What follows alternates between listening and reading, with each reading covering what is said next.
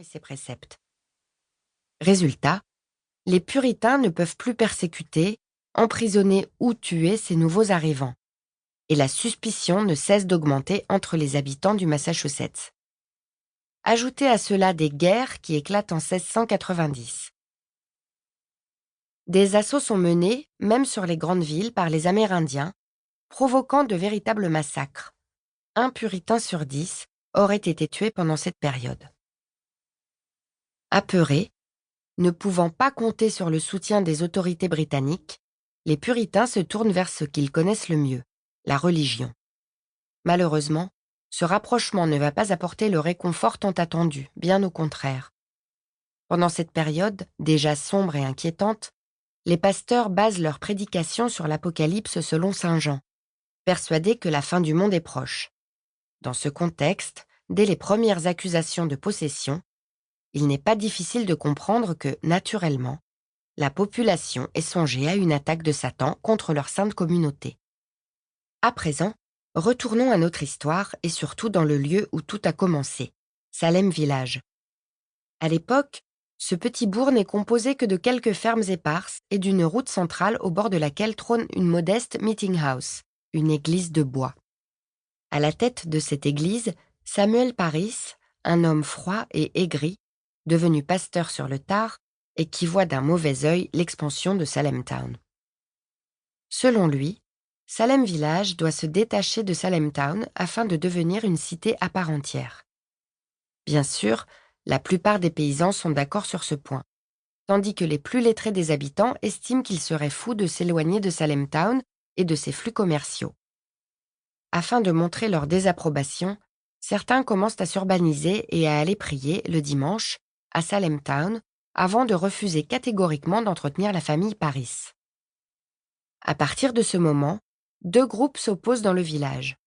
Rapidement, Samuel Parris se met à parler de conspiration contre lui et son église, soufflée par Satan. Bien sûr, ce fut chez lui que le diable se manifesta en premier, par le biais de sa fille et de sa nièce. Je tiens aussi particulièrement à vous parler d'un personnage central de l'histoire du procès, Tituba. Contrairement à ce que l'on pourrait croire, elle n'était pas une esclave noire, mais une indienne arawak capturée enfant, puis vendue en tant qu'esclave à la Barbade au révérend Parris. Elle fut l'une des premières à avouer avoir vu le diable. Toutefois, si certains documents disent qu'elle n'a pas été molestée devant les villageois, le révérend l'aurait battue chez lui afin qu'elle avoue avant de la traîner devant ses concitoyens. Autant dire qu'elle ne semble pas avoir eu beaucoup le choix. Cependant, elle se rétractera quelques mois plus tard, ce qui lui vaudra d'être condamnée à plusieurs mois de prison supplémentaires. Ensuite, un mystérieux bienfaiteur paya sa caution et plus personne n'entendit parler de la jeune femme. Plus aucun registre n'en fit mention. Cela est sans doute dû au fait que, de par sa couleur, les historiens de l'époque n'en ont pas fait cas. Voilà, vous savez tout, ou presque. Politique, religion, obscurantisme, manipulation, conspiration et ambition. Un cocktail détonnant menant tout droit à l'hystérie collective et capable de réveiller le côté le plus sombre de l'être humain. L'histoire que vous vous apprêtez à entendre contient des noms de lieux ou de personnes ayant réellement existé, mais il s'agit bel et bien d'une fiction. Bienvenue dans mon Salem. Prologue. Salem Village, 1690. La jeune femme termina de brûler les linges qu'elle venait d'utiliser pour panser les plaies multiples et sanguinolentes du pauvre homme allongé sur sa table. Il avait reçu une fameuse correction, et encore, le mot était faible. Ses bourreaux s'étaient acharnés sur le malheureux, et avaient cessé uniquement parce qu'ils l'avaient sans doute cru mort. Il devait avoir près de 70 ans et était manifestement seul au moment des faits. Il n'avait certainement rien pu faire d'autre que de se protéger des coups, espérant que l'orage passe avant que la faucheuse commence sa funeste moisson. Battre un vieillard. Quelle belle preuve de courage. Avec un soupir, elle considéra une seconde ses mains, si pleines de sang que l'on aurait pu penser qu'elle portait des gants, avant de les laver rapidement dans une bassine qui se trouvait là. C'était la 3e fois qu'elle soignait ce genre de blessure depuis le début de la semaine, tous camps confondus. La folie des hommes ne connaissait décidément aucune limite. « Merci », lui dit l'Amérindien qui se tenait derrière elle. Sans doute le fils de son patient. Ses traits étaient défaits et la peur suintait par tous les pores de sa peau. Elle pouvait le comprendre. Le vieux n'était pas passé loin ce soir. La jeune femme discernait autre chose de familier chez lui, mais sans parvenir à définir de quoi il s'agissait. Et elle préférait ne pas s'y attarder trop longtemps. Elle n'avait aucun intérêt à fraterniser avec des membres des 2 camps. Plus elle resterait loin de ce conflit stérile, et mieux elle se porterait. « De rien. Il va sans doute lui falloir un peu de temps, mais il se remettra. Fais-lui avaler ce mélange en infusion, 2 fois par jour et pendant 8 jours, expliqua-t-elle en lui tendant un petit sac de toile contenant des herbes. Bientôt il sera de nouveau sur pied. S'il a de la fièvre, reviens. Je te donnerai ce dont il aura besoin. Il est de toute façon indispensable que je le revoie d'ici une 15aine de jours afin que j'ôte les fils dont je me suis servi pour refermer les plaies. Certaines étaient trop profondes pour cicatriser d'elles-mêmes. Il gardera quelques marques, mais au moins sera-t-il du côté des vivants. » L'Indien hocha la tête avec sérieux. « Mon père est un guerrier.